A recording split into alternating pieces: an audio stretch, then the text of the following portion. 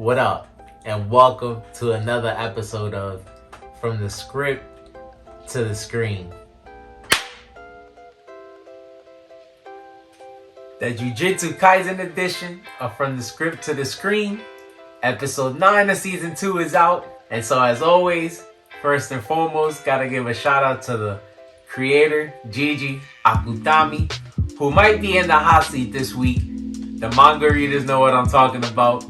But, you know, we talking about the anime, so gotta give a shout out to the studio, MAPPA. Great episode this week. Love what they did. I always say that the anime is a great extension of the manga. I love the adaptation because I feel like it just gives you a better understanding of the curse techniques and the whole domain expansion scenarios that are going on this season. Like I've told you guys before, the Jujutsu world opens up this year, so shout out to the studio for portraying these techniques. And so getting right into it, showed y'all we're jumping into a new volume this week. One of my favorite covers, because like I told y'all before, one of my favorite characters, my boy Nanami. Shout out to my dog.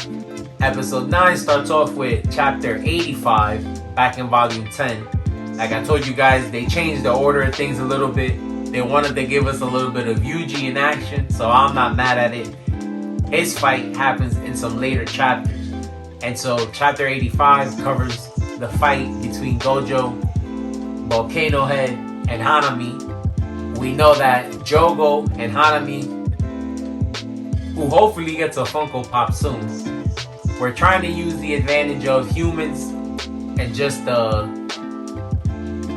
location or terrain, as you could say, to their advantage. They tried to confine Gojo to a space so that he wouldn't be able to unleash his curse technique, so that he wouldn't be able to crush the humans, because we know that the non-sorcerers aren't going to be able to withstand Infinite Void. And basically, we just see it play along as the fight goes. We see that they do sacrifice some humans, but we know that after some things that Gojo has been through, he's pretty logical. When it comes to battle, some people could consider that cold-hearted, but we'll debate that at another time. And he kind of decides to outsmart the cursed spirits.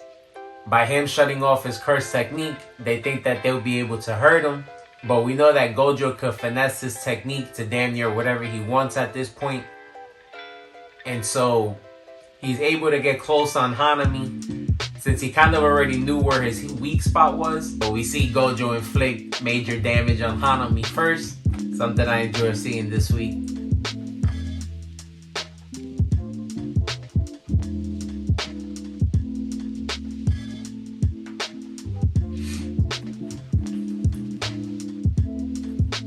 Because like I said, Gojo's able to outsmart them.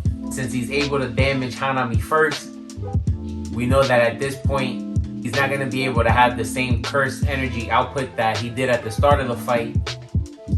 And the thing is that we see that they're not able to use their domain amplification and their innate technique at the same time. So that's how Gojo was able to hit him.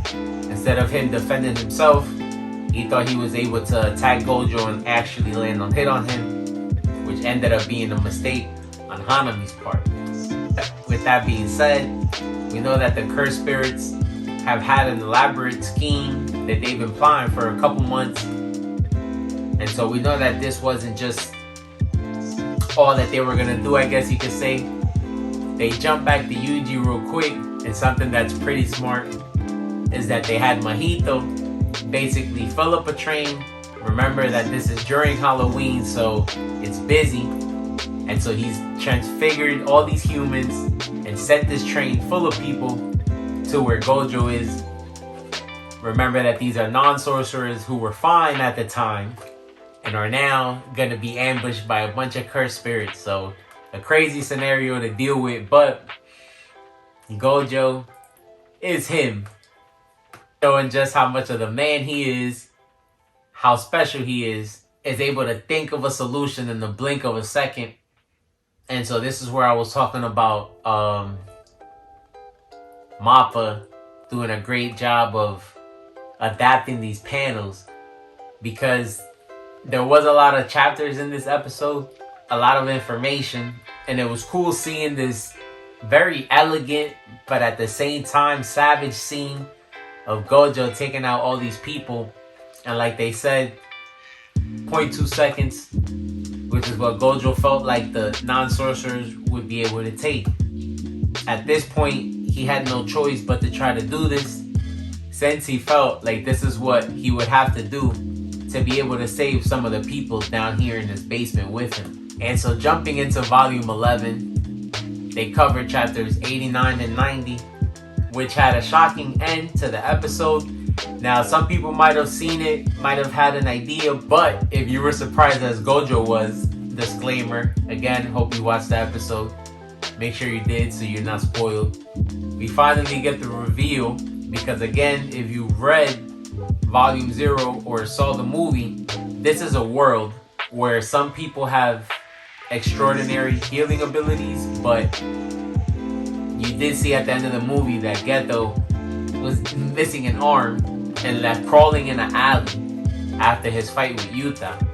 We do know that he ran into Gojo, and we assume that he took care of the problem. So he was stunned to see his old friend pop up here at this train station working with these curses. And so unfortunately, more bad news for us.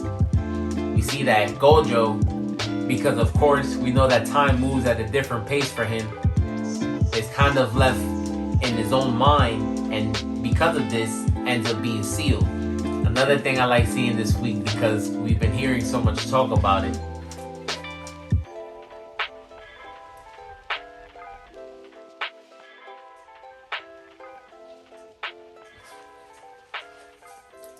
we see that the cursed spirits finally used this prison realm, a curse tool that they've been wanting to use on Gojo since we were first introduced to them back in season 1. Supposed to be remnants of a Buddhist monk named Genshin. And so it can seal anything, just has certain conditions that it has to meet. The cursed spirits succeeded in meeting these conditions. We see the episode end with Yuji, even though he had already figured out that Gojo was in danger, does get the news that Gojo is sealed, and that's where they leave us. So to be honest, I'm nervous for the students. They are pretty deep, which is a good thing. There's a couple sorcerers in the area, but I would be nervous if the strongest person on my team is now taken out of the picture right away, especially when the attack plan was kind of centered off him in the first place. Now you kind of got to run around and see what you're going to do. So it's going to be crazy to see what happens in the next episode, but looking forward to it as always. Let me know what you guys thought about the episode. Let me know what you guys think is going to happen. Like you saw them say, they're planning on sealing him for 100 or 1,000 years. At the end, it's revealed to be this cursed spirit. We don't know much except that he's able to transfer his brain from body to body, but I'm sure more will be revealed in the next upcoming weeks. That being said, we out, man.